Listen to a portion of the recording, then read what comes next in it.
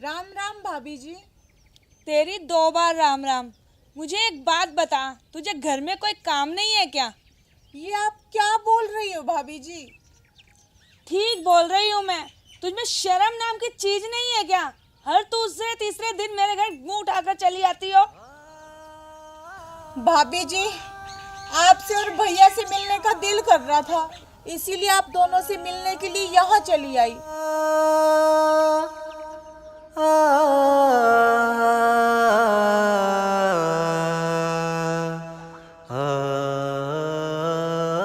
इधर आ तू।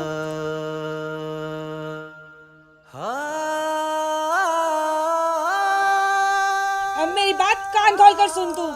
हमसे मिलने का तो बहाना है तेरा। पैसे मांगने आई होगी अपने भाई से, मंगती कहीं की। भाभी जी, मैं मंगती नहीं हूँ, मैं हालात की मारी हूँ। अगर आज गुड्डी के पापा जिंदा होते ना, तो मुझे ये बातें कभी भी नहीं सुननी पड़ती। और भाभी जी, अगर एक बहन ने 500 रुपए अपने भाई से मांग लिया, तो इसका मतलब वो मंगती होगी। वो मेरा भाई है भाभी जी। और अगर मुसीबत के टाइम वो मेरी मदद नहीं करेगा, तो फिर मेरी मदद कौन करेगा भाभी जी? अपनी जबान को बंद कर और फालतू बोलने की जरूरत नहीं है। आज के बाद इस घर में कदम मत रखियो। चल यहाँ से। भाभी जी, मैं चली जाऊंगी, लेकिन सिर्फ एक बार मैं भैया से तो मिल लूं। इससे पहले कि मैं तुझे धक्के मारकर निकालूं, चुपचाप चली जा यहाँ से।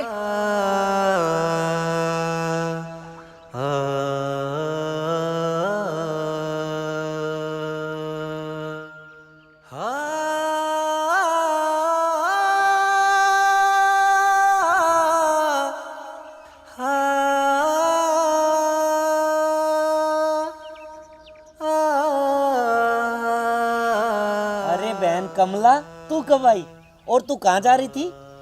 बस भैया, आपको देख लिया ना, इतना ही काफी है। अब मैं वापस अपने घर जा रही हूँ भैया। अरे अरे कमला, तू रो क्यों रही है? तेरी भाभी ने कुछ कहा क्या तुझे? नहीं भैया, भाभी ने कुछ नहीं कहा। आप ये सब बातें छोड़िए। अच्छा ये बताइए कि आप ठीक तो है ना, और आपका काम धंधा कैसे चल रहा है? हाँ, मैं बिल्कुल ठीक हूँ और मेरा काम बिल्कुल मस्त चल रहा है। हो गया भरत मिलाप। चल अब निकल यहाँ से। तू ये क्या बकवास कर रही है चमेली? ये मेरी बहन है। और मैं तेरी पत्नी हूँ। अब चुपचाप चल अंदर। चमेली, तेरा दिमाग खराब हो गया है क्या? दिमाग मेरा नहीं, तुम्हारा खराब हो गया है। इसे घर से निकालते हो या फिर मैं जाऊँ?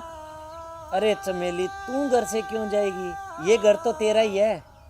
बहन कमला, मैं तेरे आगे हाथ जोड़ता हूँ, तू इस घर से चली जा, मुझे चैन से रहने दे।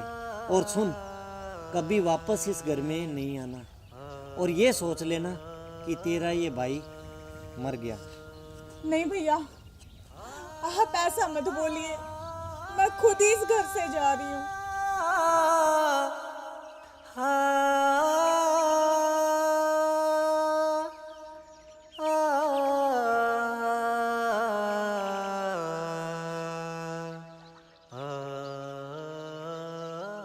इसीलिए हमेशा कहा जाता है कि बेटियों को शिक्षित करना चाहिए।